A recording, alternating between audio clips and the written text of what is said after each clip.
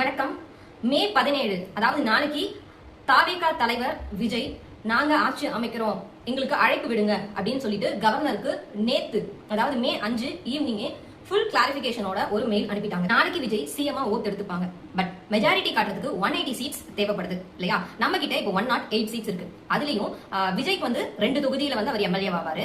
அதனால ஒரு தொகுதியை ராஜினாமா பண்ணணும். அப்போ வந்து நம்ம கிட்ட 107 சீட்ஸ் இருக்கும். அது மட்டும் இல்லாம ஒருத்தவர் சபாநாயகரா ஆயிடுவாரு. இப்போ நம்ம கிட்ட இருக்கிறது 106 சீட்ஸ். நமக்கு வந்து டோட்டலா மெஜாரிட்டி வந்து 118 தேவைப்படும். அதனால இன்னும் நமக்கு தேவைப்படுறது 12 சீட்ஸ் வந்து நமக்கு தேவைப்படும். விஜய் எல்லா கூட்டணி கிட்டையும் பேசிட்டு இருக்கிறதா நமக்கு வந்து இன்ஃபர்மேஷன்ஸ் வந்துட்டு இருக்கு. காங்கிரஸ் கிட்டையும் பேசிட்டு இருக்காங்க, பாமக கிட்டையும் பேசிட்டு இருக்காங்க, விசிகே கிட்ட பேசினாங்க. பட் ஆனா எங்களால அந்த ஆதரவு கொடுக்க முடியாது அப்படின்னு அவங்க சொல்லிட்டாங்க. தேமுதிகவும் நாங்க வந்து விஜய்க்கு ஆதரவு கொடுக்கல, நாங்க மதசார்பற்ற கூட்டணியில இருந்துக்கிறோம் அப்படின்னு அவங்க சொல்லிட்டாங்க. கம்யூனிஸ்ட் 2 தொகுதி ஜெயிச்சிருந்தாங்க, மார்க்சிஸ்ட் கம்யூனிஸ்ட் வந்து 2 தொகுதி ஜெயிச்சிருந்தாங்க.